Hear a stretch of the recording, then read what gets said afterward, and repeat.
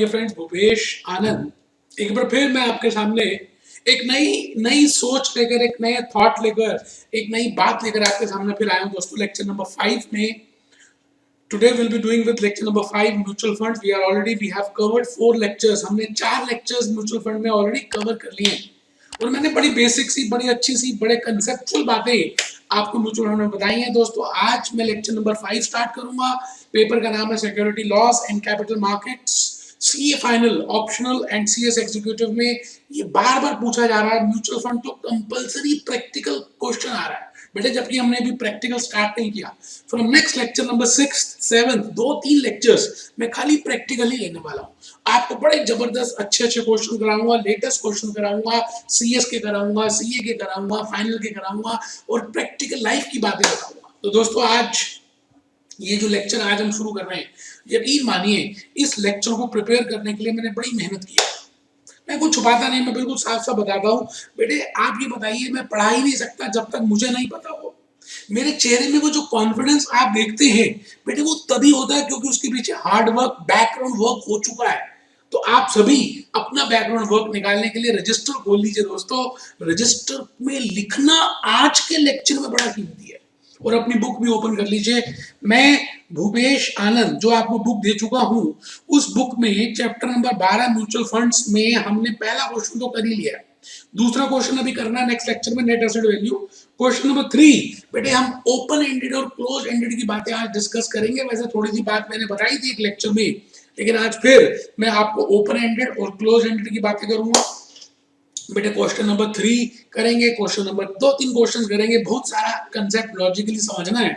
आइए भूपेश आनंद, आइए दोस्त मैं थोड़ा सा फॉन्ट और बड़ा कर दूं। भूपेश आनंद के साथ आइए उस ज्ञान की गंगा में अस्मो मा सदगमय, हे भगवान मुझे सच्चाई के रास्ते में लेके चल। तमसो मा ज्योतिर्गमय, हे भगवान मुझे अंधेरे से प्रकाश की तरफ लेके चल। आइए इन्हीं बातों के साथ, इन्हीं सुविचारों के साथ हम म्यूचुअल फंड का ज्ञान और हासिल करें। उम्मीद है आपने बुक खोल ली होगी, उम्मीद है आपने रजिस्टर ओपन कर लिया होगा, आपके पास आपके इरादे बुलंद होंगे और जो जो मैं कहूंगा वो लिखते जाएंगे। भले मैं नहीं भी कहूं, अगर मैंने स्लाइड्स बनाई हैं तो आप लिखेंगे। बेटे कई चीजें ऐसी हैं जो बुक में मैंने कम लिखी है, या बुक में थोड़ी सी डिफिकल्ट लैंग्वेज लगी तो मैंने उस चीज को अपनी स्लाइड्स के थ्रू कंपनसेट किया है। तो आपका लिखना जरूरी है। इसके साथ साथ आप किस तरह से बैठेंगे, बेटे मैंने फोटो ही बना डाली, मैंने तो फोटो ही बना डाली। ये देखिए जी आप किस तरह से बैठेंगे, आपका पोज क्या होना चाहिए, मैंने ये भी लिख दिया। बेटे पोज में आपकी जो रीढ़ की हड्डी है, स्पाइनल कॉर्ड, ये बिल्कुल सीधी होनी चाहिए बेटे। तो लेक्चर नंबर 5 शुरू कर रहे हैं। कहते हैं जब भी हम कोई नया काम शुरू करें उस ऊपर वाले की को याद कर लेना चाहिए। जिसको भी हम मानते हो हम उसको याद कर ले एक बार। Lecture number 5, great morning, be happy, be jolly, be cheerful. बेटे मैं आज के लेक्चर से पहले आपको थोड़ा सा ये बताना चाहूंगा कि मैंने पिछले 4 लेक्चर्स में क्या किया। बेटे पिछले 4 लेक्चर्स में मैंने आपको फर्स्ट लेक्चर में तो खाली एक चीज बताई, why there is a need of mutual fund. फिर लेक्चर 2 में मैंने इंट्रोडक्शन बताया, ऑब्जेक्टिव बताया और एक फ्लो चार्ट बना के दिखाया। फिर लेक्चर नंबर 3 में मैंने आपको बेटे constitution, pillars, players, organs of mutual fund बताए, स्पॉन्सर बताया, एएमसी बताई, ट्रस्टी बताया, यूनिट होल्डर्स बताए, म्यूचुअल फंड बताया। बेटे लेक्चर नंबर 4 में जो हमने लास्ट अटेंड किया, advantages of mutual fund, what are the cost related with mutual fund, how you will calculate expense ratio, और बेटे उसके साथ साथ रिस्क अटैच्ड मैंने फिर वीडियोस भी दिखाए। आज लेक्चर नंबर 5 है बेटे वो जो, अगर आपको फ्लो चार्ट याद हो, लेक्चर नंबर 2 में जो मैंने फ्लो चार्ट करा था उसमें 4 क्वेश्चंस लिखे थे। बेटे पहला क्वेश्चन तो मैं आंसर भी कर चुका। सर पहले क्वेश्चन का आंसर कर चुके? हाँ बेटे मैंने पहले क्वेश्चन में आपको कहा था what are the organs, what are the pillars, what are the constitutes of a mutual fund. तो बेटे मैंने उसके नीचे स्टेप नंबर 1 लिखा था, मैंने कहा था constitutes of pillars of mutual fund के बारे में हम डिस्कस करेंगे, स्पॉन्सर के बारे में करेंगे, एएमसी वगैरह वो सब बता दिया। बेटे मैंने उसके साथ साथ एडवांटेजेस ऑफ म्यूचुअल फंड भी बता दी, risk related with mutual fund भी बता दिए। बेटे मैं अब क्वेश्चन नंबर 2 की तरफ आ गया हूँ। एक बच्चे को नींद आ रही थी, वो झुक के बैठ के पढ़ रहा था। बेटे वो बेड के ऊपर लेट के पढ़ रहा है, वो बेवकूफ है। खड़े हो जाओ, उत्तिष्ठ। बेटे क्वेश्चन नंबर 2 शुरू कर रहा हूं। क्वेश्चन नंबर 2 में मैंने बताया था what are the different types of schemes available in mutual fund. बेटे आप एक रेस्टोरेंट में जाते हो तो खाने के लिए बड़ी सारी आइटम्स होती है, पनीर की बड़ी सारी item, tandoori item, main course, snacks, ये वो, फिर मीठे में बहुत कुछ होता है बेटे। बेटे इसी तरह से म्यूचुअल फंड की स्कीम्स डिस्कस करनी है आज। तो मैं आज लेक्चर नंबर 5 में मुख्य तौर पर टाइप्स ऑफ म्यूचुअल फंड की बातें करूंगा। Question number 2, step number 2 and schemes available as per investment objective. हम सबका ऑब्जेक्टिव अलग अलग हो सकता है बेटे, हम सबकी लाइकिंग अलग अलग हो सकती है, हम एक घर में रहते हैं, हम सबका नेचर अलग अलग हो सकता है, तो बेटे ऑब्जेक्टिव तो अलग अलग होगा ही। तो हम आज डिस्कस करेंगे which scheme I should invest as per my own objective. Now what can be different types of objectives? तो दोस्तों पहला लेक्चर मैंने ये डिस्कस किया था नीड और नेसेसिटी ऑफ म्यूचुअल फंड। दूसरा लेक्चर मैंने डिस्कस किया था फ्लो चार्ट और इंट्रोडक्शन और ऑब्जेक्टिव ऑफ म्यूचुअल फंड। बेटा तीसरा डिस्कस किया था स्ट्रक्चर और पिलर्स और ऑर्गन्स ऑफ म्यूचुअल फंड। उसके बाद बेटे फोर्थ डिस्कस किया था एडवांटेजेस और कॉस्ट और risk related with mutual fund. बस बेटे बेटे आज हम lecture number 5 today I will going to start with lecture number 5, and in this lecture number 5 I will be doing 5 aspects. In lecture number 5 I will be doing 5 A B C D E. A, I will be firstly discussing with what are the different types of mutual fund. My dear friends, I can divide my mutual fund on the basis of portfolio, on the basis of structure, and all different categories. But when I say types, basically I can say there are two types. One is open ended and second is close ended. We have discussed, no doubt. मैंने इसके बारे में already बताया है, मैं फिर भी बताऊंगा क्योंकि मुझे आपसे प्यार है। तो बेटे एक तो हम ये डिस्कस करने वाले हैं टाइप्स ऑफ म्यूचुअल फंड। बेटे दूसरी चीज जो मैं आज डिस्कस करने वाला हूं उसका नाम है schemes of mutual fund as per investment objective. बेटे इन्वेस्टमेंट के ऑब्जेक्टिव के हिसाब से हम उन स्कीम्स को देखेंगे कि हमारी कौन कौन सी स्कीम्स है, schemes of mutual fund as per investment objective. और बेटे तीसरी बात मैंने आज आपको स्ट्रेटेजीज बतानी है कि एक म्यूचुअल फंड किस किस तरह की स्ट्रेटेजी अडॉप्ट कर देगा। बेटे मैं आज वेलकम मूवी की बातें करूंगा, मैं परेश रावल की बात करूंगा, मैं अक्षय कुमार की बात करूंगा, मैं कैटरीना कैफ की बात करूंगा और उसके भाई गुंडे हैं उनकी बात करूंगा। बेटे investment strategies we will discuss. 5 or 6 strategies can be there. Top down strategy, bottom up strategy, we will discuss in detail. And the next point which I will be discussing is rollover of a scheme. That whether a scheme of a closed ended fund can be rolled over, can be postponed. Yes, it can be if it fulfills some conditions. And at last I will be discussing, can an investor switch over his scheme from high risky to low risky or from low risky to high risky? Yes, he can. Because the ultimate objective of the mutual fund is not to earn the profit, rather to pool the funds, to pool the savings and to convert into investments. तो बेटे आज बहुत मजा आने वाला है। एक बच्चा कहता है क्यों मजा आने वाला है? बेटे मैं आज लेक्चर 5 में 5 बातें डिस्कस करने वाला हूँ। एक तो types of mutual fund discuss करूंगा। हाँ सर अभी बताया आपने, लिख लो बेटे, लिख लो, आज लिख लो बेटे। फ्लो चार्ट में जो मैंने स्टेप नंबर 2 बताया था वो स्टेप नंबर 2 यही है। एक schemes of mutual fund discuss करूंगा, उसके बाद बेटे मैं strategies of mutual fund discuss करूंगा कि इन्वेस्टमेंट करने की क्या क्या स्ट्रेटजीज हो सकती है। फिर बेटे मैं role over of a scheme की बातें करूंगा, फिर switch over of a scheme. बड़ी इजी है बेटे, कुछ मुश्किल है ही नहीं।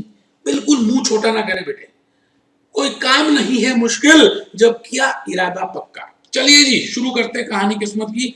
मैं भूपेश आनंद अपनी होश में आज लेक्चर 5 के ए पॉइंट में बताने जा रहा हूं what are different types of mutual fund. बेटे मैंने अभी रिलायंस की साइट ओपन करी है, रिलायंस म्यूचुअल फंड की बात करेंगे, एचडीएफसी म्यूचुअल फंड की बात करेंगे, मनी कंट्रोल में जाएंगे और मैं आपको बताऊंगा कि म्यूचुअल फंड के बेटे 2 प्रकार हो सकते हैं। There can be 2 types of mutual funds. The one is open ended, जो ओपन है, which is never closed. For example, I have given you example of a coffee shop of a 7-star hotel, which is always open 24/7. You can go at any time and you can enjoy a cup of coffee along with anyone, in that cafeteria. That type of cafeteria is named as always open 365 days 24/7. That is named as open-ended mutual fund. So my dear friends, there are two types of mutual funds. दो तरह की mutual fund होते हैं, एक open ended और एक close ended. बेटे open का नाम ही क्या है, हमेशा खुला हुआ है. आप जब मर्जी आइए, जब मर्जी यूनिट्स खरीदिए, जब मर्जी यूनिट्स रिडीम कीजिए, चले जाइए, no problem. At NAV huge liquidity is there, high level of liquidity is there. बेटे उसको हम कहते हैं ओपन एंडेड म्यूचुअल फंड्स. इसका मतलब एक इन्वेस्टर डायरेक्टली एएमसी के पास, डायरेक्टली एसेट मैनेजमेंट कंपनी के पास, डायरेक्टली फंड मैनेजर के पास जा सकता है और अपने यूनिट्स नए खरीद भी सकता है और रिडीम भी कर सकता है. मेरी बात को आप समझ पा रहे हैं? आप डायरेक्टली स्कीम में जा सकते हैं. Similarly there is a close ended mutual fund. बेटा क्लोज एंडेड का मतलब क्या है कि दरवाजा बंद हो जाएगा कुछ पीरियड के बाद. आपको अगर यूनिट्स लेने हैं तो एनएफओ से ले सकते हैं, न्यू फंड ऑफर आएगा, आप परचेज कर लीजिए उसी पीरियड में. और बेटे आप रिडीम उस पीरियड, लॉक इन पीरियड के बाद ही कर सकते हैं. इसका मतलब अगर आप डायरेक्टली रिडीम करना चाहें तो आप you can not redeem it, because आपने क्लोज एंडेड फंड लेकर एक वचन दे दिया इनडायरेक्टली उस एएमसी को कि चाहे कुछ भी हो जाए, मैं अपने यूनिट्स, अपना पैसा वापस नहीं लूंगा, मैं अपने पैसे को लॉक इन कर रहा हूं. It means for that particular period you can not redeem it. Yes, you can sell in the stock exchange. I repeat, you can sell in the stock exchange, but you cannot redeem it. So there is a difference between open ended and close ended. उम्मीद है बेटे आपको थोड़ा सा समझ आ रहा होगा. Open ended का मतलब है इसमें कोई समय सीमा नहीं है, आप इसको कभी भी रिडीम कर सकते हैं, आप कभी भी यूनिट्स खरीद सकते हैं जो भी एनएवी चल रही है. बट क्लोज एंडेड में एक समय सीमा निर्धारित है कि अगर आपको खरीदने हैं तो उसी पीरियड में खरीद सकते हैं, और अगर आपको रिडीम करने हैं तो बेटे उस पीरियड के बाद ही कर सकते हैं. एक बच्चे ने कहा फिर क्लोज एंडेड फंड्स तो लेने बेकार है. बेटे आप कैसी बातें कर रहे हो? बेटे क्लोज एंडेड फंड्स के यूनिट्स एक्सचेंज में ट्रेड होते हैं. बेटे डायरेक्टली आप रिकॉग्नाइज एक्सचेंज से रेगुलरली खरीद सकते हो, बेच सकते हो. इसका मतलब एक्सचेंज में जो प्राइस होगा it can differ from NAV. I repeat, NAV का मतलब होता है नेट एसेट वैल्यू. इसका मतलब उस म्यूचुअल फंड के एसेट्स और उस म्यूचुअल फंड की लायबिलिटीज कितनी है divided by number of units. एक यूनिट की एनएवी आ जाएगी. We can calculate an NAV of 1 unit. Now the point is the value at which they are being traded in stock exchange. It can be less than NAV or it can be more than NAV. That is named as market price of that unit. So please, बेटे straight बैठ रहे हैं आप, ढीले बैठ रहे हो. मैं फिर बता रहा हूँ, देखो मैं टाई पहन के आपको लेक्चर दे रहा हूँ, कैसी बातें कर रहे हो. लिखो types of mutual funds on the basis of structure. Open ended funds, close ended funds. Open ended fund लिखना बेटे बेटे मैंने नो डाउट बुक में लिखा हुआ है. बेटे ये देखो डिफरेंस के लिए मैंने टेबल बनाया कितना अच्छा था. That what is the difference between open ended and close ended.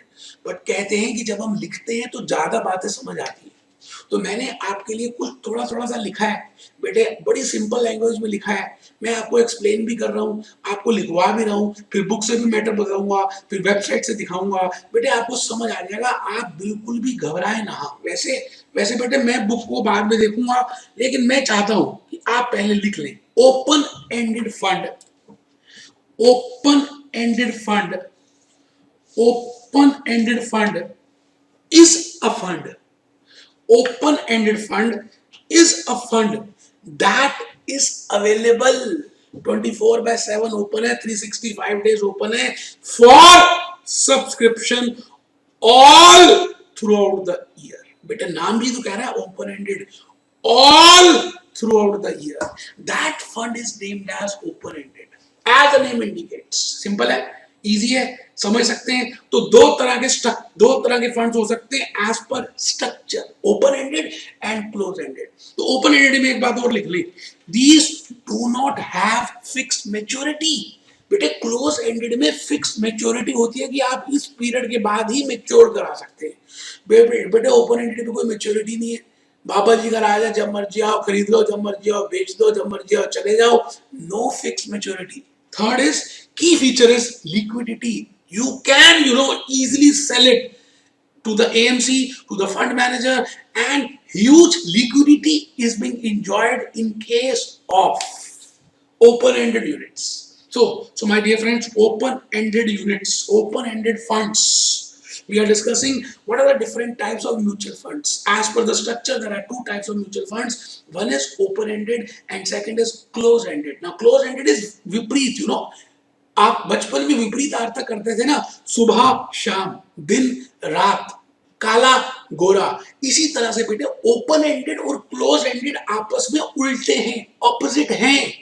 Close ended क्या होगा? सोचिए आपको क्या लगता है क्लोज एंडेड क्या होगा? बेटे क्लोज एंडेड बड़ी ही प्यारी सी चीज है जो मैं बताने जा रहा हूं। Close ended, this fund is the fund which is open for some particular time period and you cannot redeem it. Your money is locked there. If you want to sell it, you have to go to the stock exchange. That type of units are named as close ended. बेटे अभी हम roll over की बात करेंगे। बेटे role over of a scheme मतलब close ended fund क्या अपना पीरियड इंक्रीज भी कर सकती है, अभी देखेंगे। पहले फर्स्ट पॉइंट लिख लें, this fund is open for subscription only during, ये बड़ा इंपॉर्टेंट वर्ड है जी, only during specified period, only during specified period. It means you can invest or you can purchase a units during a particular period only. It means it is not open throughout the year.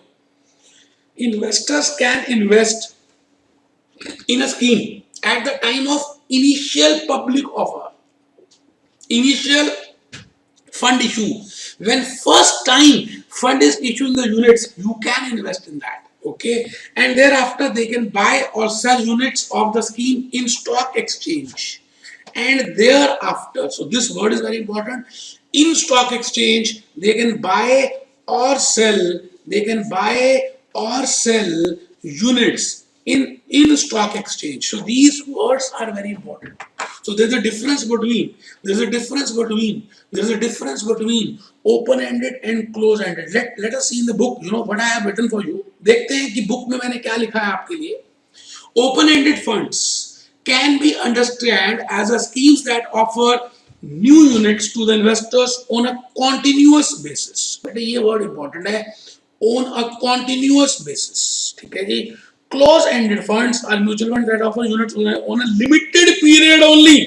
तो बेटे जो keywords हैं आप highlight करें, मैं भी highlight कर रहा हूं आपके लिए, आपके पास हाईलाइटर है ना, बुक में हाईलाइट करें। बेटे क्लोज एंडेड लिमिटेड पीरियड के लिए, ओपन एंडेड हमेशा ओपन है, ठीक है जी। आइए, subscription, these funds are available throughout the year for subscription, throughout the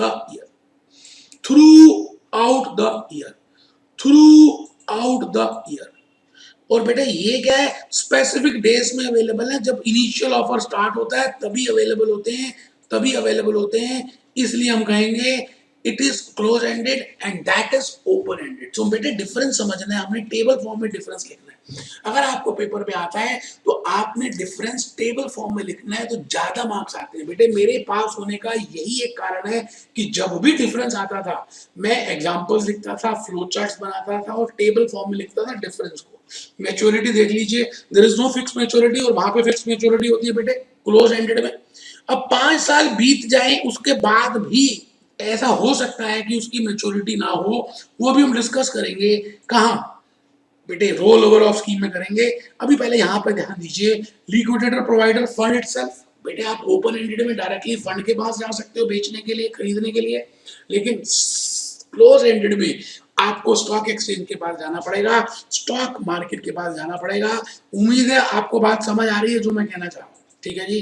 corpus variable है बेटे, ओपन एंडेड में कॉर्पस का मतलब क्या होता है बेटे? Total fund, total net worth, total value, total units corpus वो बेटे वेरिएबल है क्योंकि वो चेंज होता रहता है, कोई आ रहा है कोई जा रहा है, कोई आ रहा है कोई जा रहा है। क्लोज एंडेड में बेटे चैप्टर हमने बंद कर दिया, लॉक लगा दिया है, कोई अंदर है तो अंदर ही है, कोई बाहर है तो बाहर ही है। ठीक है जी। आइए लिस्टिंग, नो लिस्टिंग बेटे in open ended there is no requirement as such of listing because you can directly sell those units with the mutual fund units with the mutual fund AMC only. But in case of close ended, it is important that those units should be listed because then only a person or then only an investor will buy it because there is a lock-in period involved in that.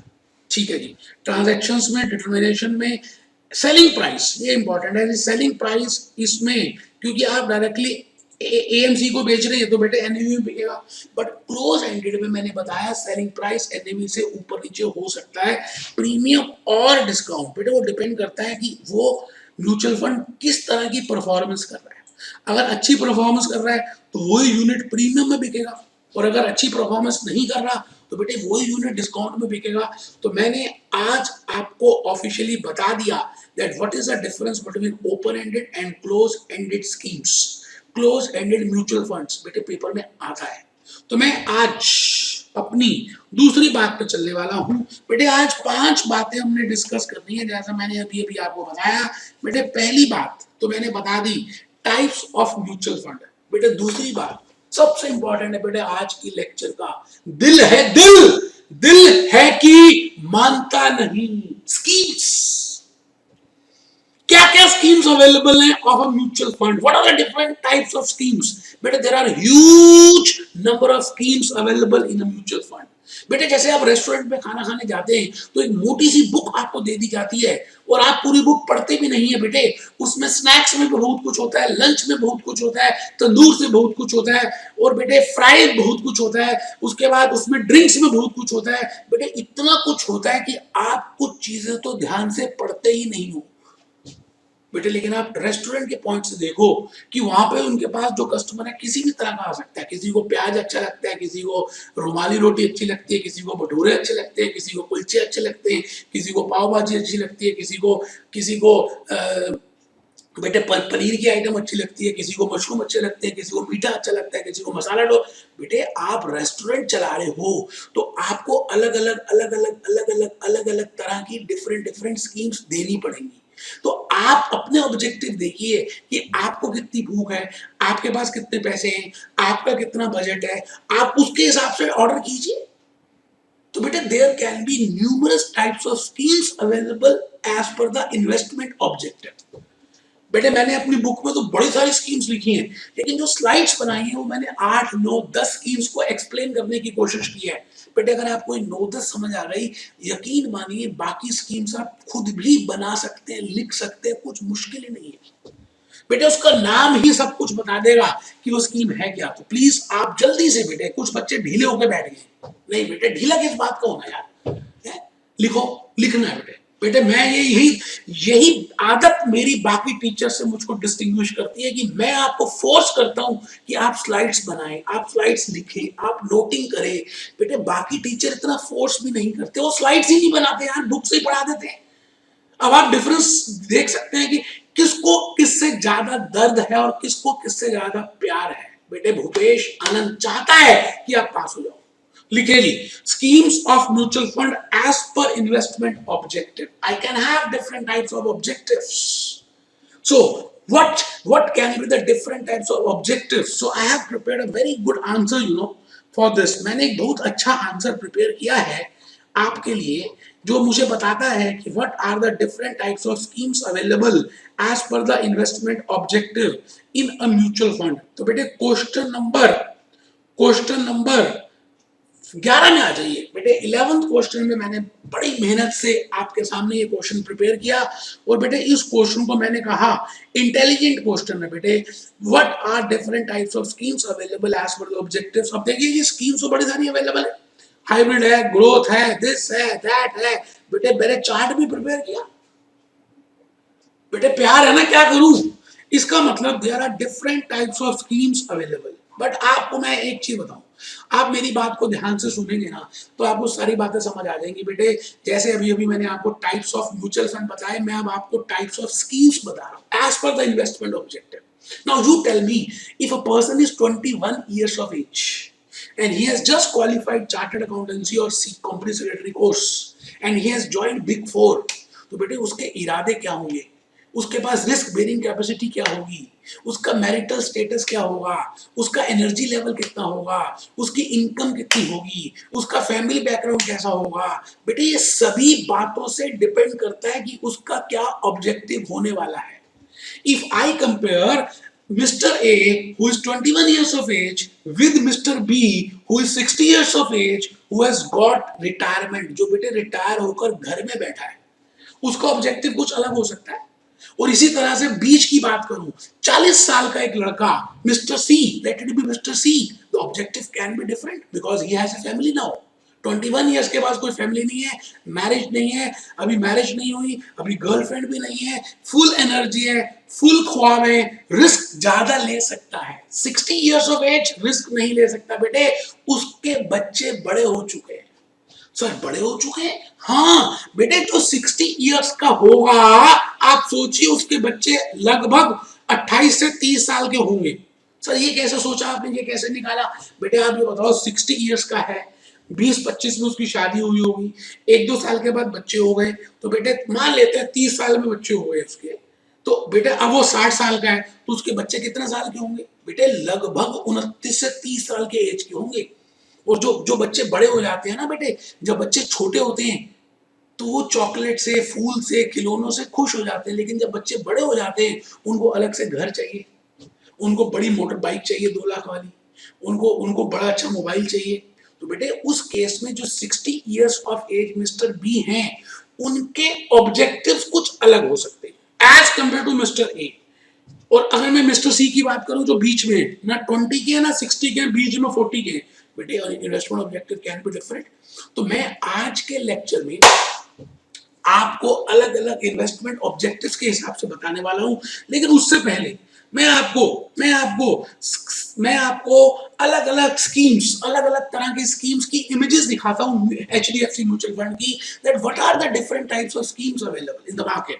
Mutual fund schemes, आइए देखें, थोड़ा सा नजर मारिए, आपको याद रहेगा कि मैंने क्या स्कीम्स बताई हैं। Trusted by this, okay okay, rise in this, बेटे बेटे देखिए, did you know financial project, best schemes HDFC clear tax. अगर आप टैक्स को लेना है तो टैक्स सेविंग स्कीम्स होती है बेटे, ग्रोथ स्कीम्स है, इनकम स्कीम्स है, गिल्ड स्कीम्स है, मनी मार्केट स्कीम्स है, न्यू प्रोजेक्ट स्कीम्स है, हेज स्कीम्स हैं। बेटे हजारों तरह की स्कीम्स हैं, आप बिल्कुल घबराना मत, मैं मेन स्कीम्स तो आपको अभी कराऊंगा और उससे आपको एक आइडिया लग जाएगा कि what can be the different types of schemes which are available. ELSS, equity linked saving scheme, बेटे इसमें टैक्स की डिडक्शन मिलती है। तो मैं भूपेश आनंद आपको इन सभी, ये देखिए, debt fund, credit risk debt fund, systematic investment fund, अलग अलग, there are so many schemes available in which you can invest, and top 2, top 20, this scheme, blue chip scheme, mid cap scheme, 500 scheme, SIP scheme, so there are huge schemes available। तो मैं आज वही schemes की बातें करने वाला हूं। अगर आपको मैं थोड़ा सा और लेकर चलूं बेटे, मैंने रिलायंस म्यूचुअल फंड की साइट ऑलरेडी ओपन कर ली है, आप ऐसे मनी कंट्रोल से भी जा सकते हैं। अगर मैं यहाँ पे जाऊं कस्टमर सर्विस में और मैं एनुअल रिपोर्ट्स की बात करूं और मैंने प्रेस कर दिया एनुअल रिपोर्ट्स, तो बेटे आपको बड़ी जबरदस्त एक चीज पता चलेगी। देखिए जी, ये मैंने फाइनेंशियल ईयर 18-19 में प्रेस कर दिया, ये मेरे पास क्लिक हेयर की चीज आ गई, स्कीम एवरेज स्कीम अकाउंट। बेटे स्कीम्स अलग अलग अवेलेबल है, देखते हैं क्या क्या स्कीम्स अवेलेबल हैं रिलायंस की। देखिए जी, Reliance CP, Reliance vision fund, Reliance world, Reliance this, Reliance focus, Reliance large cap, Reliance value, Reliance banking, Reliance this, CPSE ETF, Reliance, हजारों तरह की स्कीम्स हैं जी, आप देख लीजिए। मैं आपको क्या बताऊं, इतनी स्कीम्स अवेलेबल हैं इन विच यू कैन इन्वेस्ट। तो मैं आज वही स्कीम्स के बारे में बताने वाला हूं। आइए थोड़ा सा जरूर लिखेंगे बेटे, कहते हैं लिखने से ज्यादा बातें क्लियर होती है। मैं लिखता हूं ना तो मुझे ज्यादा क्लियर हो जाता है, सच बता रहा हूं मैं आपको। मैं चाहता तो ये स्लाइड्स बनवा भी सकता हूं अपने एम्प्लॉय से, लेकिन बेटे मैं खुद बना रहा हूं क्योंकि मुझे लिखने से ज्यादा समझ आता है, अंडरस्टैंडिंग बढ़ती है, एग्जाम्पल्स अपने माइंड में आते हैं कि क्या बोलना है मुझको। आइए schemes of mutual fund as per investment objective में मैं 10 स्कीम्स बताऊंगा, आप प्लीज वो 10 की 10 लिखेंगे। पहली स्कीम मैं बताने वाला हूं ग्रोथ फंड और ग्रोथ स्कीम। मिस्टर ए के लिए जो 21 ईयर्स ऑफ एज है, जो ऑलरेडी क्वालिफाइड हो चुके हैं, who is a professional, who is earning a good money, he can take risk, so he will go for the growth scheme because his objective will be to grow. बेटे grow करने के लिए तो equity shares को में invest करना चाहिए। The company, the mutual fund in a growth scheme will invest maximum part in equity shares. तो बेटे लिखते हैं growth fund scheme, these schemes invest a major part of corpus, these schemes invest major part of corpus in equities। बेटे अपने corpus का, अपने जो pooled fund का मैक्सिमम पार्ट, अब एक बच्चा कहता है मैक्सिमम की रेशियो है, बेटे मैं कैसी बातें आप कर रहे हो, 70% प्लस बेटे इक्विटी पे इन्वेस्ट करते हैं क्योंकि इक्विटी में हाई रिस्क है। हाई रिस्क का मतलब हाई रिटर्न है, और हाई रिस्क और रिटर्न का डायरेक्ट रिलेशनशिप है। जब आप रिस्क ज्यादा करते हैं तो रिटर्न भी ज्यादा होता है। It means the relationship between risk and return is high. So if you want growth, you have to invest in an equity fund, you have to invest in the equities of a companies, and that too not in blue chip. If you want to invest, if you want to grow more, you should invest in SMEs, small cap, mid cap companies. We will see to it, हम उसको देखेंगे। आप पहले schemes लिख रहे हैं as पर objective, पहला है ग्रोथ फंड, प्लीज लिखें these schemes invest a major part, these schemes invest a major part of corpus in equities. The aim of growth fund is to provide capital appreciation. The aim of growth fund is to provide capital appreciation. बेटे capital appreciation चाहिए, मतलब मैंने एक share खरीदा 10 रुपए का, मैंने mutual fund का यूनिट परचेज किया 10 रुपए पे, और जब मैं सेल करूंगा तो कम से कम मुझे कैपिटल एप्रिसिएशन तो हो। That value of that unit should appreciate from 10 rupees to thousands to 10x. You're getting my point? And the difference between 10x and that x value is named as capital appreciation. So capital appreciation अगर आपका objective है तो you should invest in a growth scheme, in a growth fund, because in a growth fund all mutual fund AMCs they invest more in the equities. You getting my point? चलिए जी, आइए मैं दूसरी scheme में आ गया बेटे। Second scheme income fund. बेटे मैंने कहा ना थोड़ा थोड़ा लिखा है, वैसे मैंने ह्यूज लिखा है अपनी बुक में, लेकिन आप मेरे साथ साथ लिख रहे हैं ना, थोड़ा समझते हैं, थोड़ा सा बेटे हम लिखते भी जाते हैं। मेरे बच्चे हो ना, आप लिखोगे ना, ज्यादा समझदार तो नहीं बनोगे, लिख रहे हो ना बेटे, बेटे मेहनत की है बेटे, लिखो लिखो इनकम फंड। बेटे जैसे मैंने अभी एग्जांपल दिया था मिस्टर सी का, मिस्टर बी का, who is 60 years of age, जिनके बच्चे 28 से 30 साल के हो चुके हैं, बेटे मैरिजेबल एज हो गई है। आप ये बताइए मिस्टर बी का क्या ऑब्जेक्टिव होगा लाइफ में? बेटे उनका ऑब्जेक्टिव होगा कि यार अब नौकरी तो रही नहीं, अब रिटायरमेंट आ गई है, खर्चा भी करना है, तो मुझे ज्यादा रिस्क नहीं लेना, कम से कम एक फिक्स्ड अमाउंट मुझे मिलता रहे और मैं अपने घर का रोजगार, अपने घर का धंधा चलाता रहूं, खर्चा पानी चलता रहे। This will be the objective of mister B. बताइए बेटे होगा या नहीं? सोचिए ना, आप अपने पेरेंट्स को सोचिए, आप बेटे रियलिटी में इसको लेकर जाएंगे तो ज्यादा समझ आएगा कि म्यूचुअल फंड में स्कीम कौन सी है।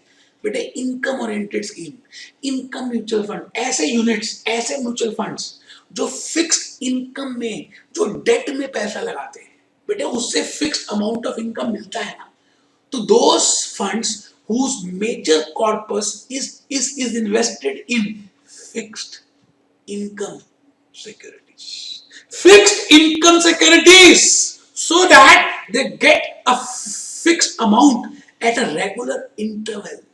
बेटा इक्विटी शेयर्स में फिक्स अमाउंट नहीं मिलता और रिस्क ज्यादा होता है, और इनकम फंड में बेटा ऐसे लोग जिनको रिस्क कम लेना है और एक कांस्टेंट अमाउंट ऑफ फ्लो आना चाहिए।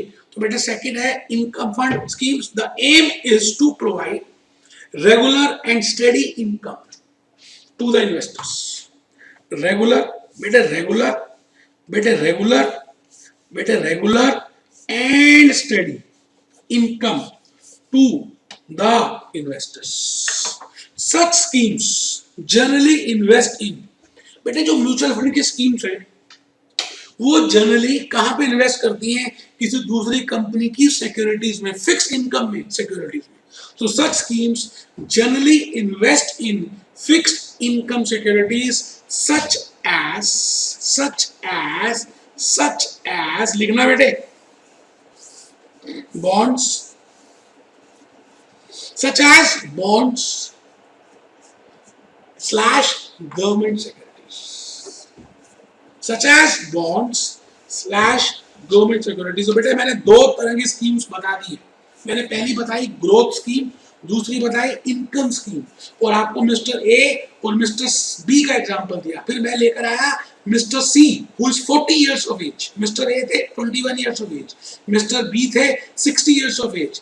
अब मैं आपके सामने लेकर आ रहा हूँ एक ऐसी आइडेंटिटी जो 40 इयर्स ऑफ एज है, जिसकी शादी तो हो चुकी है, एक आध बच्चा भी हो चुका है, और बेटे वो अपने मिडिल लेवल ऑफ लाइफ में पास कर रहा है. तो सवाल आता है उसके क्या ऑब्जेक्टिव्स होंगे. बेटा उसका ऑब्जेक्टिव होगा not so much huge, risk भी नहीं ले सकता बेटे, मीडियम रिस्क. तो मीडियम रिस्क के लिए बैलेंस स्कीम्स, हाइब्रिड. हाइब्रिड का मतलब है दो अलग अलग नेचर वाले, एक ही व्यक्ति के अंदर दो नेचर अलग अलग है. बेटे एक ही फंड में दो अलग अलग नेचर है, उसको बोलते हैं हाइब्रिड. मतलब कुछ पैसे इक्विटी में, कुछ पैसे डेट में, कुछ पैसे फिक्स इनकम में, कुछ पैसे नॉन फिक्स इनकम में इन्वेस्ट किए. तो लिखे बेटे हाइब्रिड स्कीम.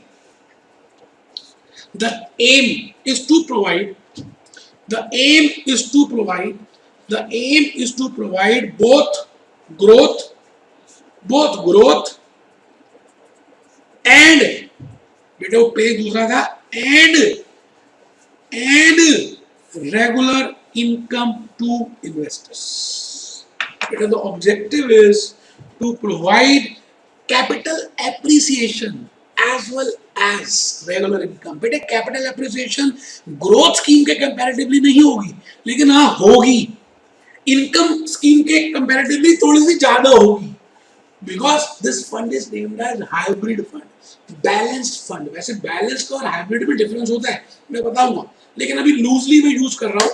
मैं अभी थोड़ी देर के लिए मानता हूं कि हाइब्रिड और बैलेंस एक जैसे ही हैं.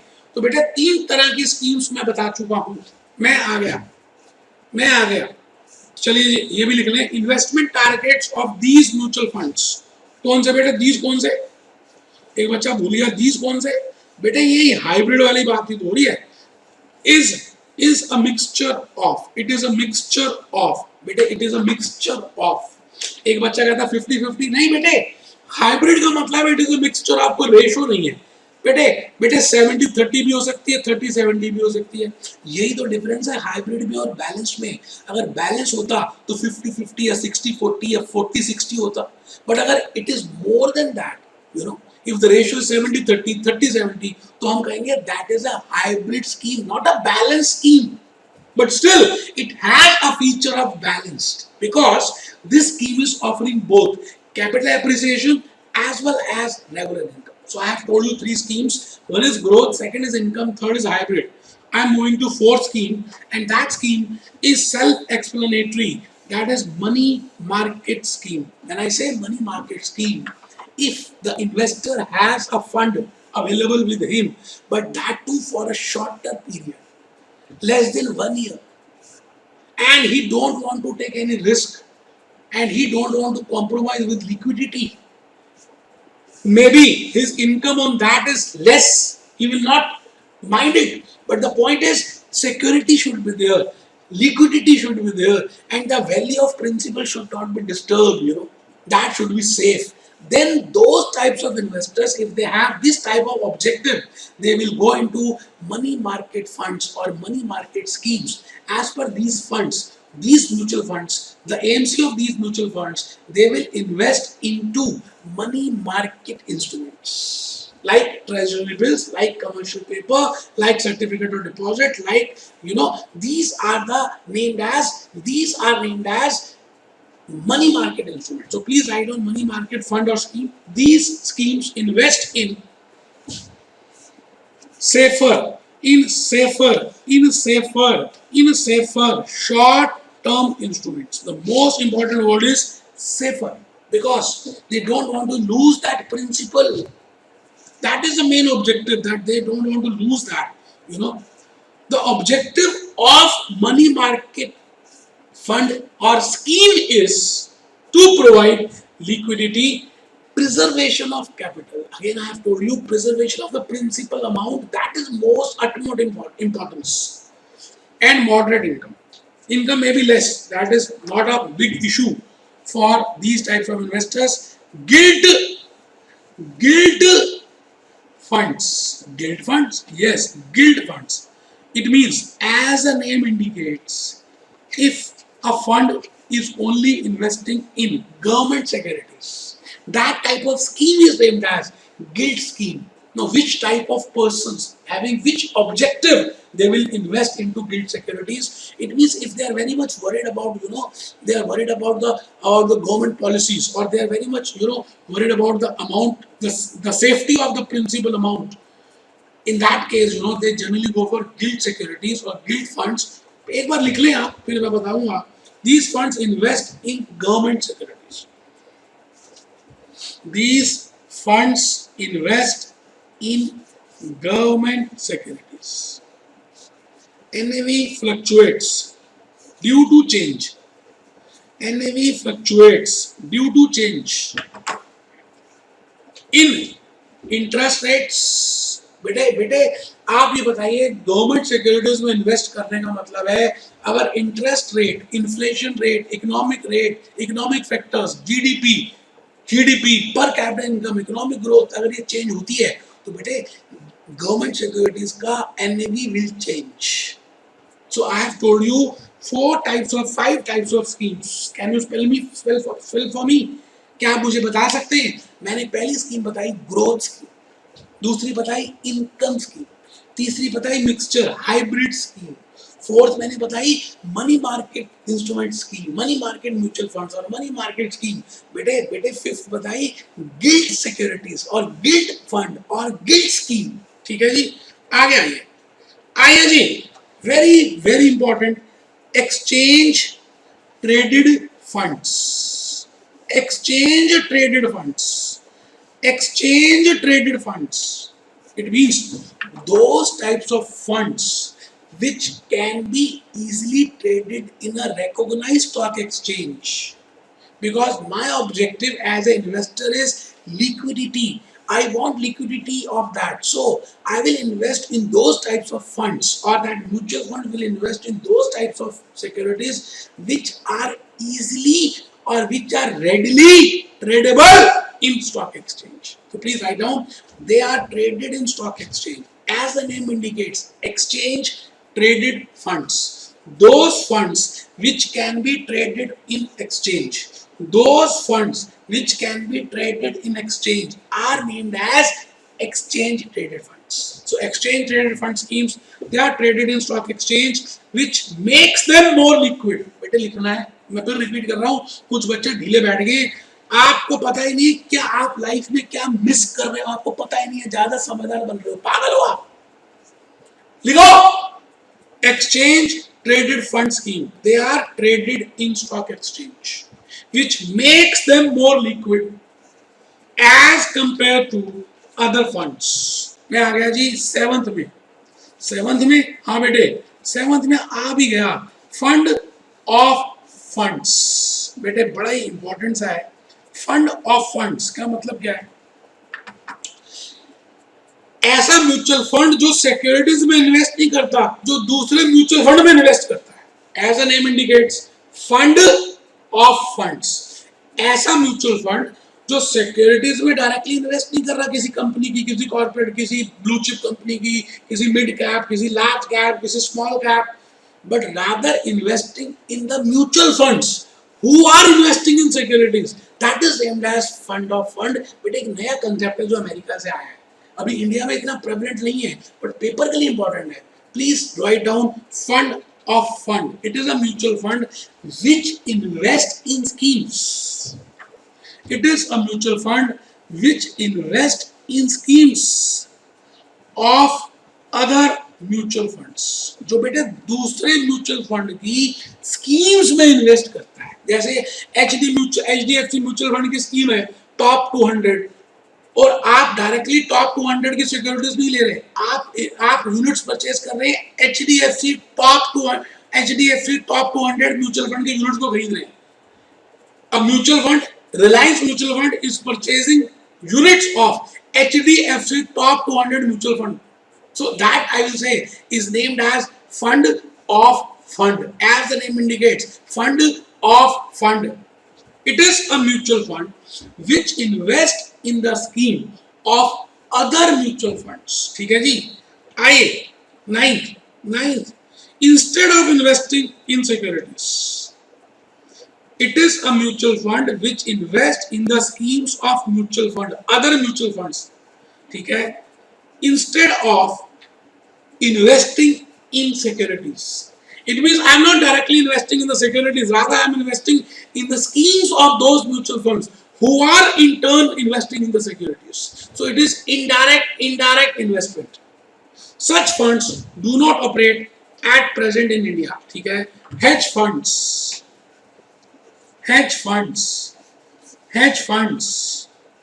These funds employ their funds for speculative trading.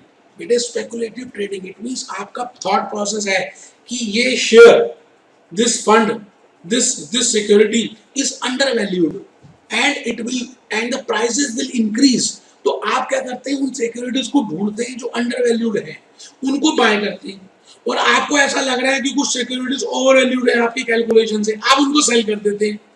तो मैं ये कहना चाहता हूँ, आपका ऑब्जेक्टिव है स्पेकुलेटिव ऑब्जेक्टिव, इसको बोलते हैं हेज फंड्स। ऐसे हेज फंड्स, ऐसी स्कीम्स जो अंडरवैल्यूड शेयर्स को, अंडरवैल्यूड सिक्योरिटीज को बाय करती हैं एंड ओवरवैल्यूड सिक्योरिटीज को सेल करती हैं, those are named as hedge fund schemes. Write down, please लिखें। These funds employ their funds, these mutual funds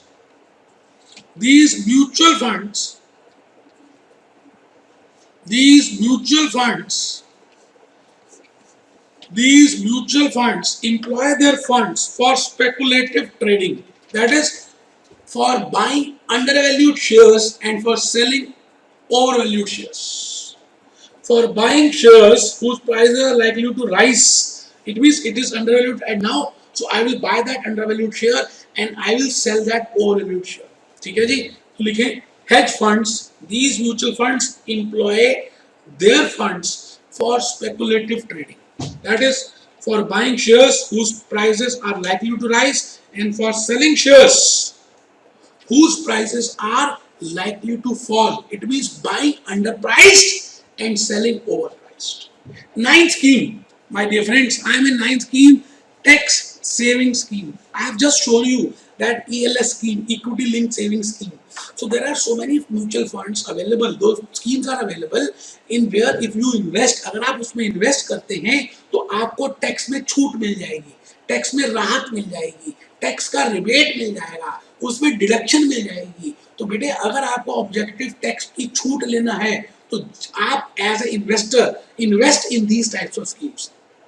लिखें, these schemes offer tax rebates to the investors under income tax laws. These schemes offer tax rebates to the investors under income tax laws. So if I want to get a rebate under income tax, I should invest, for example, in those pension schemes, those equity linked saving schemes. So please write on second point, government offers tax incentives in equity linked saving schemes, in pension schemes. There are other schemes also available. मैंने दो ही लिखी है, आप please लिखें, आप लिख रहे हैं, मुझे मालूम है, आप बिल्कुल खाली नहीं बैठे, मुझे ये भी मालूम है, आपको लिखना है, आपको तभी बातें समझ आएंगी।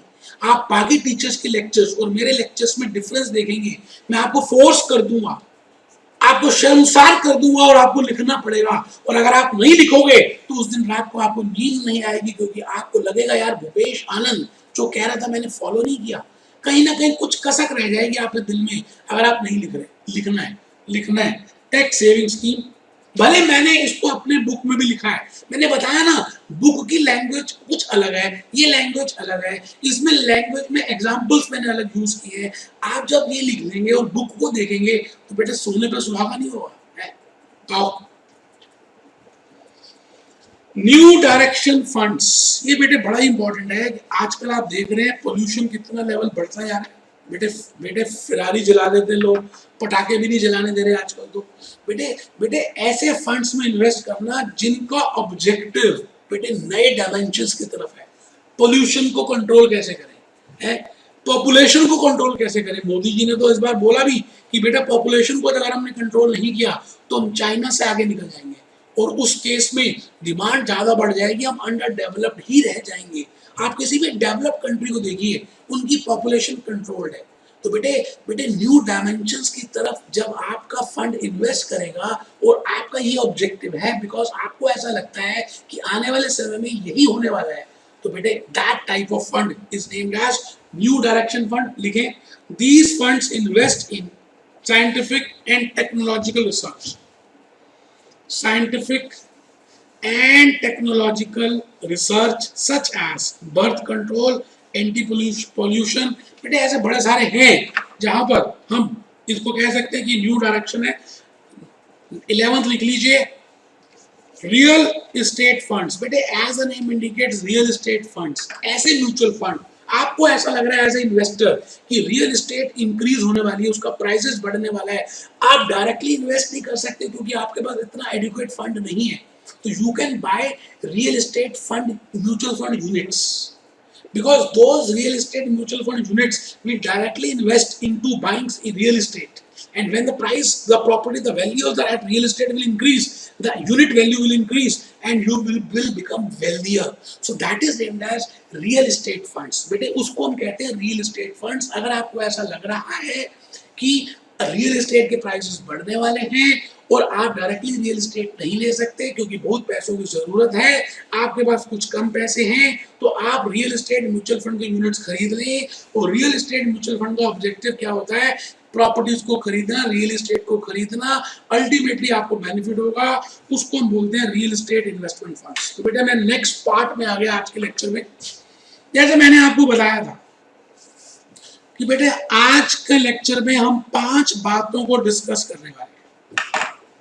मैं आपको भूल गया हूं तो फिर बता देता हूं। बेटे मैंने जब लेक्चर स्टार्ट किया था ना, तो मैंने कहा था मैं आज 5 बातों को डिस्कस करूंगा। बेटे पहली बात थी टाइप्स ऑफ म्यूचुअल फंड, मैंने बता दिया ओपन एंडेड, क्लोज एंडेड। बेटे दूसरी बात थी स्कीम्स ऑफ म्यूचुअल फंड, मैंने अभी 11 स्कीम्स बताई हैं। बेटे बुक में मैंने बड़ी प्यारी प्यारी सी बातें लिखी है, income oriented, growth oriented, hybrid scheme, high growth, capital production, tax saving, special scheme, real estate, offshore, hedge funds, fund of funds, new direction, exchange traded, money market, infrastructure. बेटे हजारों, मैंने आपके लिए उतना मसाला लिख दिया है जो आपको चाहिए, और आपको अब समझ भी आ रहा है कि किस तरह से कौन, उसके नाम से कैसे पता चलेगा कि कौन सी स्कीम है। तो बेटे मुख्य तरह की 11-12 बता दी, अब आप 4-5 और बुक से पढ़ सकते हैं, आराम से देख सकते हैं। तो मैंने आपको 2 बातें तो बता दी। बेटे तीसरी बात थी आज के लेक्चर की इन्वेस्टमेंट स्ट्रैटेजीज, कि एक एएमसी, एक म्यूचुअल फंड की जो कंपनी है, जो फंड मैनेजर है, वो इन्वेस्टमेंट के लिए क्या क्या स्ट्रैटेजीज को फॉलो कर सकता है। बेटे अभी तो हमने स्कीम्स की बात की, स्ट्रैटेजीज देखेंगे। उसके बाद roll over of a scheme 2 minute का है, switch over of a scheme to another scheme 2 minute का है। बेटे आराम से, ये रोल ओवर है क्लोज एंडेड के लिए। बेटे ये क्लोज एंडेड के लिए, क्लोज एंडेड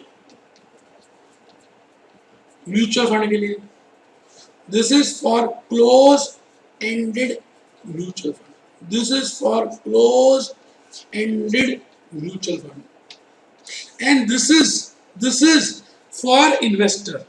कि क्या एक इन्वेस्टर एक स्कीम से दूसरी स्कीम में अपने यूनिट्स को ट्रांसफर कर सकता है। जैसे उसके पहले ग्रोथ स्कीम ले ली, अब उसमें उसको लग रहा बहुत हाई रिस्क है, तो क्या वो इनकम स्कीम में जा सकता है? हाँ जा सकता है। उसको चर्चा करेंगे डी पॉइंट में और ई पॉइंट में। बेटे मैं अभी इन्वेस्टमेंट स्ट्रेटेजीज बताने वाला हूँ कि अगर मुझे इन्वेस्ट करना है तो क्या क्या रणनीतियां, क्या क्या स्ट्रेटजीज, क्या क्या तरीके हो सकते हैं उसमें इन्वेस्ट करने के।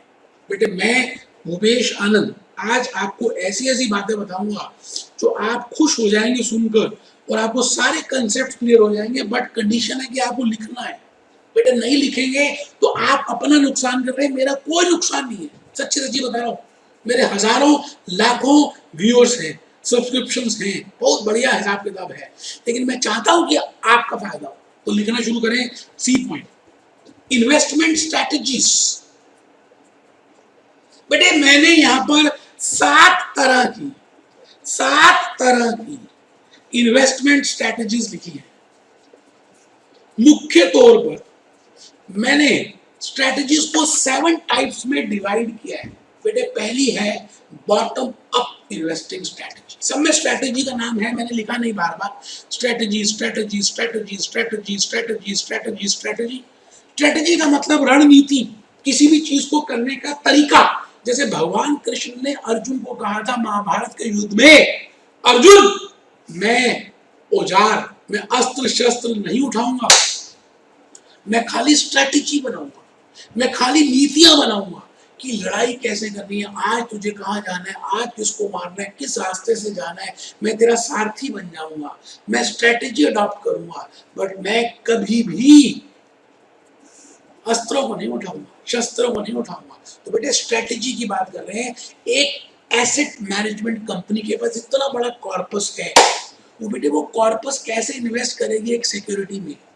बेटे उसके लिए अलग अलग 6-7 तरह की स्ट्रेटेजीज हो सकती है। पहली है बॉटम अप। बॉटम अप अभी देखेंगे। टॉप डाउन, टॉप डाउन अभी देखेंगे। Aggressive, defensive. एग्रेसिव बेटे मैं बहुत अग्रेसिव हूं। Defensive, balanced, sector, short term. बेटे ये 7 तरह की स्ट्रेटेजीज मैंने आपके सामने रखी हैं। अभी हम इनको डिस्कस करेंगे, चर्चा करेंगे, इनके ऊपर कुछ लिखेंगे। अच्छा बेटा मजे की बात है ये बुक में नहीं दिया मैंने, तो इसका मतलब तो लिखना जरूरी है बेटे। बेटे बुक में है ही नहीं है, आप देख लो। मैंने तो देख लिया इसलिए लिखे। अब एक बच्चे ने लिखना शुरू कर दिया क्योंकि सच में बुक में नहीं है बेटे। Bottom up approach, bottom up investing strategy क्या होती है सोच के बताइए। मैं आपसे पूछने वाला हूँ, लिखवा दूंगा। बेटे बेटे सपोज करते हैं ये म्यूचुअल फंड है, HDFC, इसको इन्वेस्ट करना है। और ये ग्रोथ फंड है, इसका मतलब इसको इन्वेस्ट करना है इक्विटीज में। अब बेटा इक्विटी में इन्वेस्ट करने के लिए आप 2 तरह के अप्रोचेस फॉलो कर सकते हैं कि भाई मैं कौन सी इक्विटी में इन्वेस्ट करूं, मतलब मैं कौन सी इकोनॉमी में करूं। पहले आप देख सकते हैं कि इकोनॉमी कौन सी है। इकोनॉमी इंडियन अच्छी है या पाकिस्तान अच्छी है या जापान अच्छी है। As a AMC fund manager आप देख रहे हैं। इकोनॉमी के बाद आप ये चेक करेंगे कि इंडस्ट्री कौन सी अच्छी है उस इकोनॉमी में। जैसे आपने इंडियन इकोनॉमी को चूज कर लिया कि भाई इंडिया अच्छी है as compare to Pakistan, as compare to China, ठीक है जी, इकोनॉमी चूज कर ली। ये हो जीडीपी फैक्टर से, पर कैपिटा इनकम से, एजुकेशन से, नेचुरल फैक्टर से, पॉलिटिकल फैक्टर से आपने इकोनॉमी चूज कर ली। उसके बाद आपने इंडिया के अंदर इंडस्ट्री ढूंढी कि कौन सी इंडस्ट्री अच्छी है। एफएमसीजी अच्छी है, ऑटो अच्छा है, सीमेंट अच्छा है, ऑयल एंड गैस अच्छा है, स्टील अच्छा है। आपने आईटी सेक्टर ढूंढ लिया, आईटी इंडस्ट्री, मैं कहता हूं जी सेक्टर इंडस्ट्री ढूंढ ली, इंफॉर्मेशन टेक्नोलॉजी। और फिर आपने इंफोसिस ढूंढा, मान रहे हैं आपने इंफोसिस ढूंढा। इसका मतलब आपने पहले इकोनॉमी में गए, फिर इंडस्ट्री में गए, और फिर कंपनी में गए, फिर कंपनी में गए, कंपनी चूज की। तो बेटे इस एनालिसिस को मैं कहूंगा कि इसका नाम है टॉप डाउन इन्वेस्टिंग स्ट्रेटजी।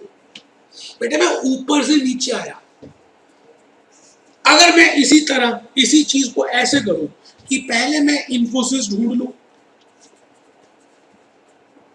फिर मैं इंडस्ट्री की तरफ आऊं, फिर मैं इकोनॉमी को देखूं, तो बेटा मैं कहूंगा इसका नाम है bottom up, as a name indicates bottom up, नीचे से ऊपर, ऊपर से नीचे, टॉप डाउन। जैसे एक लड़का और लड़की की शादी होती है बेटे, आप बताइए, मुझे ईमानदारी से बताना, आपके घर में आपके भैया, आपकी दीदी, आपके बहन की मैरिज हुई होगी, तो आप क्या देखते हैं? आप लड़की वाले हैं, आप लड़की वाले हैं, आप क्या देखते हैं एज ए लड़की वाले? खाली लड़के को देखेंगे और उसके माँ बाप को बाद में देखेंगे, और उसके उसके घर बार को, उसके दादा दादी को और बाद में देखेंगे, या पहले दादा दादी को देखेंगे, फिर माँ बाप को देखेंगे और फिर लड़के को देखेंगे? तो पहले अगर आप दादा दादी को देख रहे हैं, फिर माँ बाप को देख रहे हैं और फिर लड़के को देख रहे हैं, तो मैं कहूंगा इसका नाम है टॉप डाउन अप्रोच। बेटे ये होता है अरेंज मैरिजेस में, होता है ऐसा, अरेंज्ड मैरिजेस बेटे। लेकिन आजकल तो बड़ी जबरदस्त लव मैरिजेस चल रही हैं। एक सीए की सीए के साथ ही शादी हो जाती है, एक कंपनी सेक्रेटरी की कंपनी सेक्रेटरी के साथ शादी हो जाती है। अगर कैटरीना कैफ को ही देख रहा है बस अक्षय, अगर अक्षय कह रहा है मुझे तो कैटरीना कैफ अच्छी लगती है, चाहे उसके भाई गुंडे हैं, मवाली हैं, मुझे क्या लेना, मुझे तो शादी कैटरीना से करनी है। बेटे मूवी आई थी वेलकम, तो अगर मैं खाली कैटरीना को देख रहा हूँ, लड़की को देख रहा हूँ, तो पहली बात तो ये लव मैरिज होगी, और दूसरी बात इसका नाम होगा बॉटम अप अप्रोच। तो बेटे इसी तरह से म्यूचुअल फंड की, एएमसी की अलग अलग तरह की अप्रोचेस हो सकती हैं। जो आज हम करने वाले हैं उसको हम कहते हैं इन्वेस्टमेंट स्ट्रैटेजीज।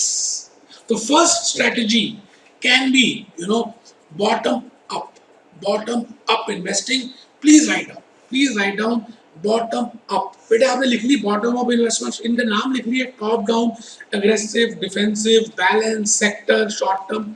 अब आप सबसे पहले लिख रहे हैं bottom up investing.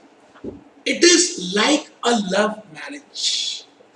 Bottom up investing strategy is a love marriage where that boy is only looking towards that girl, and that girl is only interested in boy and not interested in parents or in grandparents or in house or locality, nothing doing. That is named as bottom up approach. So it is like a love marriage.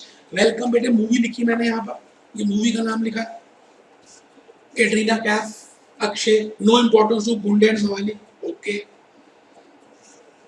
Economy को नहीं देख रहे, industry को नहीं देख रहे, पहली preference आप कंपनी को दे रहे हैं, फिर इंडस्ट्री को दे रहे हैं और फिर इकोनॉमी को दे रहे हैं। That type of strategy is named as bottom up approach. इसका बिल्कुल ऑपोजिट है बेटे top down investing.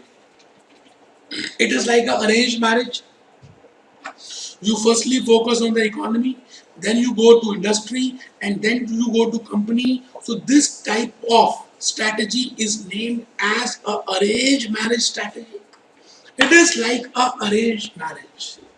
Paresh Rawal बेटे, अगर आप उस मूवी में देखें वेलकम में, तो Paresh Rawal top down approach follow कर रहा था कि भाई जिसके भाई बहन गुंडे हैं, जिसके माँ बाप मवाली हैं, वो बेटी कैसी होगी। तो बेटे आप देख रहे हैं टॉप डाउन और बॉटम अप इन्वेस्टिंग में। तो इसी तरह से we can have different types of schemes. तो मैंने आपके सामने ये रख दी है बेटे, मैंने आपको बॉटम अप बता दी, टॉप डाउन बता दी। एग्रेसिव क्या होगी बेटे? Aggressive means that type of strategy where investors are ready to take high risk, and if they are ready to take high risk, the major corpus will be invested in equity oriented schemes. Defensive scheme क्या होगी? Defensive strategy क्या होगी? Where AMC is following only or investing only fixed income securities because cannot take high risk, low risk will be there. You're getting a point? So defensive strategy. Balanced strategy means I am investing 50-50 or 60-40 or 40-60 hybrid scheme. Sector strategy. It means I am investing in a particular sector, in a cement sector, in a tire sector, in a FMCG sector, in oil and gas sector, in automobile sector, in banking sector. So if I am only investing in a particular sector, I will say that is named as sector strategy. So getting a point, बेटे आप बात समझ पा रहे हैं? तो आपको मैं इस समय करा रहा हूं इन्वेस्टिंग स्ट्रेटजीज। चलिए जी, और आगे कुछ लिखना नहीं था इसलिए मैंने एक्सप्लेन कर दिया। मैं आ गया जी आज के लास्ट पॉइंट के ऊपर, second last, role over of a scheme. मैंने अभी अभी थोड़ी देर पहले आपको बताया था कि म्यूचुअल फंड्स दो तरह के होते हैं, एक ओपन एंडेड और एक क्लोज एंडेड। क्लोज एंडेड का मतलब है कि आप उस पीरियड के बाद, लॉक इन पीरियड के बाद ही रिडीम कर सकते हैं। सपोज करते हैं कि एक क्लोज एंडेड एचडीएफसी ने स्टार्ट किया और उसका लॉक इन पीरियड है 5 इयर्स। अब 5 साल के बाद जाकर एचडीएफसी को ऐसा लगता है कि यार अभी जो उनका ऑब्जेक्टिव था वो मीट नहीं हो पाया या किसी भी कारण से they want to extend it, ये अपनी स्कीम को रोल ओवर करना चाहते हैं, मतलब नेक्स्ट 5 इयर्स और करना चाहते हैं। बट ओरिजिनल डॉक्यूमेंट्स में तो 5 इयर्स ही लिखे थे। तो अब हम यहाँ पे ये डिस्कस करने वाले हैं कि क्या वो कर सकते हैं। तो मैं आपको बोलने वाला हूँ आंसर है हाँ कर सकते हैं, बट कुछ कंडीशंस पूरी करनी पड़ेंगी एचडीएफसी म्यूचुअल फंड वालों को। वो मैंने लिख दी है, आप लिखना शुरू करें। अ mutual fund can roll over, बेटा ये भी नहीं लिखा बुक में, आपको प्लीज लिखना है, can roll over a close ended. बेटा ओपन एंडेड में तो होता ही नहीं है, उसमें तो जब मर्जी जो मर्जी कुछ है ही नहीं। क्लोज एंडेड की बात हो रही है, तो रोल ओवर जब भी आएगा हम क्लोज एंडेड की बात करेंगे। A mutual fund can roll over a close ended scheme on or before the redemption of the scheme. बेटे 5 साल में ही या 5 साल से पहले भी वो अपनी स्कीम को रोल ओवर कर सकती है, बट कुछ शर्तें पूरी करनी पड़ेगी। After giving an option to the investors, बेटे जो ओरिजिनल इन्वेस्टर्स थे उनको आपको ऑप्शन देनी है कि भाई आप रिडीम करना चाहते हो कर लो, और हमारे साथ अगले साल अगले 5 साल और चलना चाहते हो तो चल लो, आपकी मर्जी है। बेटे ऐसा ऑप्शन, ऐसा रास्ता देना पड़ेगा। तो सेकंड पॉइंट लिखिए, after giving an option to investors to redeem their units at NAV based price. उस समय जो भी एनएवी चल रही है उसके बेसिस पे जो भी प्राइस आया है उसके बेसिस पे उनको देना पड़ेगा। तो roll over is possible if terms and conditions are being fulfilled. Roll over means fresh extension of period. लिखना बेटे लिखना, ढीले नहीं पड़ना, लास्ट पॉइंट तो रह गया। Role over means fresh extension of period under the same terms of the original scheme. जो ओरिजिनल स्कीम थी, जो ओरिजिनल स्कीम थी उन्हीं टर्म्स में आप अपना पीरियड एक्सटेंड कर रहे हैं। मैं कहता हूं उसका नाम है roll over. As a name indicate, जैसे कारपेट होता है बेटे, कारपेट को रोल कर देते हैं किसी दूसरी जगह ले जाते हैं। तो roll over is possible if the option is given by that close-ended fund to that unit holders that if they want to continue they can, or if they want to redeem they can at the NAV value। तो इस case में वो roll over कर सकते हैं। बेटे last point आज के लेक्चर का बड़ा इंपॉर्टेंट, बेटे 5th पॉइंट है ये। बेटे म्यूचुअल, ये इन्वेस्टर के लिए है, रोल ओवर था म्यूचुअल फंड के लिए, ये इन्वेस्टर के लिए है कि अगर एक इन्वेस्टर ने ग्रोथ स्कीम ले ली और उसको बाद में लगता है कि रिस्क ज्यादा है और रिस्क ले नहीं सकता, तो क्या वो अपनी स्कीम चेंज करा सकता है? हाँ करा सकता है। तो लिखें, a mutual fund may use its discretion to permit, may use its discretion, ये वर्ड इंपॉर्टेंट है। मे, इसका मतलब अगर म्यूचुअल फंड चाहे तो मना भी कर सकता है, लेकिन जनरली हो जाता है it's discretion to permit switching over. क्या switching over? Of the investment from one to another scheme. बेटे लो रिस्क से हाई रिस्क में, हाई रिस्क से लो रिस्क में जा सकते हैं, but it depends on the discretion of mutual fund that whether that mutual fund allows or not. You getting my point? To help investors shift from high risk scheme to a low risk scheme और vice versa. तो बेटे इस तरह से मैंने आज 5 बातों को एक्सप्लेन किया। पहला टाइप्स ऑफ म्यूचुअल फंड, दूसरा स्कीम्स ऑफ म्यूचुअल फंड, तीसरा बेटे मैंने क्या डिस्कस किया? मैंने डिस्कस किया strategies, investment strategies of mutual fund. Fourth था roll over of a scheme, fifth था switch over of a scheme. बेटे मेरे हिसाब से ये 5 बातें बड़ी इंपॉर्टेंट हैं और मेरी बुक में भी हैं, आप प्लीज करके जाएंगे और प्रैक्टिकली आपको स्लाइड के थ्रू दिखाया। B happy, be jolly, be cheerful.